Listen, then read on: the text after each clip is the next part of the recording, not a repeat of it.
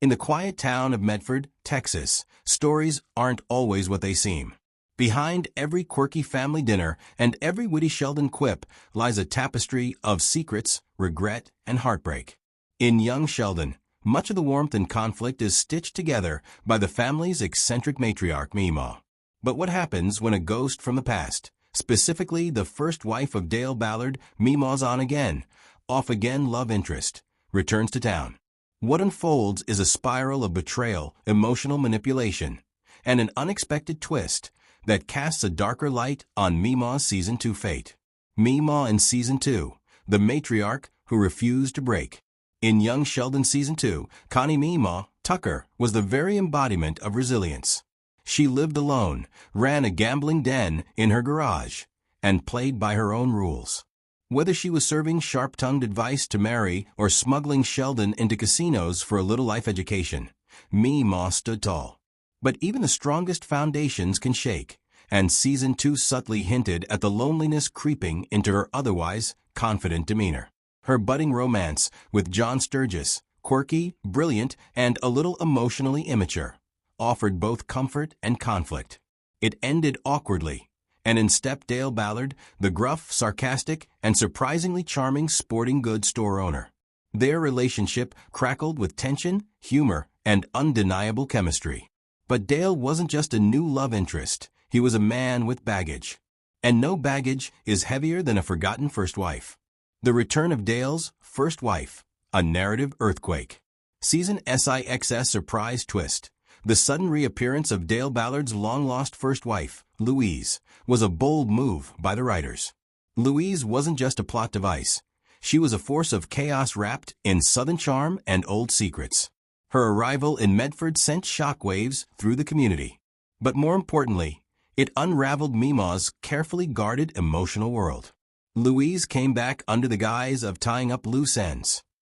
What she really brought was manipulation masked as nostalgia. Dale, clearly caught off guard, wasn't immune to the pull of familiarity. Louise knew how to dig into his past regrets and play on his insecurities, things Meemaw had never exploited. And then came the reveal. Dale had never finalized the divorce. Emotional fallout, Meemaw's erosion. When Meemaw learns that Dale is technically still married, the betrayal is swift and cutting. What stings more isn't just the legal technicality, it's the emotional reality. For a woman who has long prided herself on independence and emotional fortitude, Meemaw finds herself in a vulnerable position she never expected. Humiliated. Worse, Louise doesn't just fade into the background. She inserts herself into the Ballard family orbit, visiting Dale's store, attending church, showing up at BBQs. Her presence is calculated, subtle, and psychologically tormenting. She's not trying to win Dale back. She's trying to win the town, and she does. The Southern Belle routine works. Even Mary starts to warm up to her. Connie is left watching as a woman from the past rewrites the narrative of the present. Her relationship, her social circle, and her emotional safety net begin to collapse. Recontextualizing Season 2, a foreshadowed tragedy. This twist forces a re-examination of Meemaw's character arc in Season 2. What once felt like quirky independence now reveals itself as isolation. Her reluctance to fully commit to John Sturgis, her guarded banter with George, her cool demeanor with Mary. All of it paints a portrait of someone terrified of being hurt again. Now, with Louise back in the picture, the pain she buried resurfaces. In Season 2, there's a quiet moment when Sheldon finds Meemaw crying in her kitchen late at night. She passes it off as allergies, but fans now see it differently. It was foreshadowing. It was the beginning of the unraveling. Her fate in Season 2, a lonely woman trying to build something new amidst the remnants of past relationships, is no longer just a subplot. It's the foundation of a much more tragic narrative arc. The villain we didn't see coming. What makes Louise such an effective villain isn't that she's overtly evil. She doesn't threaten or scheme in the traditional sense.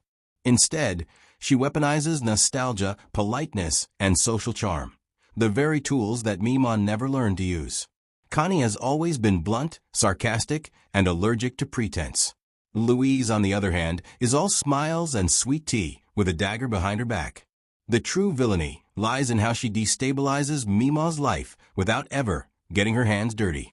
She tells stories about the good old days with Dale in front of Meemaw, gifts him an old watch he thought he lost, and begins calling his daughter, his granddaughter, on the weekends. It's emotional warfare of the most genteel kind. Dale's betrayal, a coward's exit.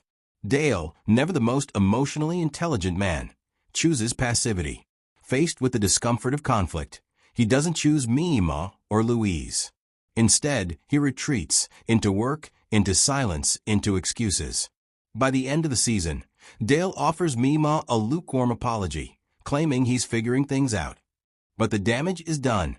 Meemaw, who once held her own against every man who tried to control her, is left not just heartbroken, but abandoned. She doesn't cry. She doesn't beg. She simply closes the door alone, her pride intact, but her heart in pieces. A new kind of strength. Ironically, it's in this low point that Meemaw finds a new kind of strength. She doesn't chase Dale. She doesn't fight Louise. She quietly rebuilds. Her garage becomes more than a gambling den. It becomes a hub of community, independence, and quiet rebellion. She teaches Missy how to throw a curveball. She helps George fix his old truck. She even reconnects with John Sturgis, not as a lover, but as a friend. The world may not see her heartbreak, but it's there, in every sharp quip, in every glass of wine sipped alone. Conclusion. The villains return as catalyst. The return of Dale's first wife didn't just shake things up. It made Meemaw's Season 2 fate worse, more layered, and far more tragic than we ever realized. Louise didn't need to be a mustache-twirling villain. Her mere presence cracked the facade Meemaw had built around herself, revealing a woman still healing from wounds she thought were scars. In the end, young Sheldon reminds us that the strongest characters aren't the ones who never fall, but the ones who rise quietly, again and again, without applause. And Meemaw? She rises. Every single time.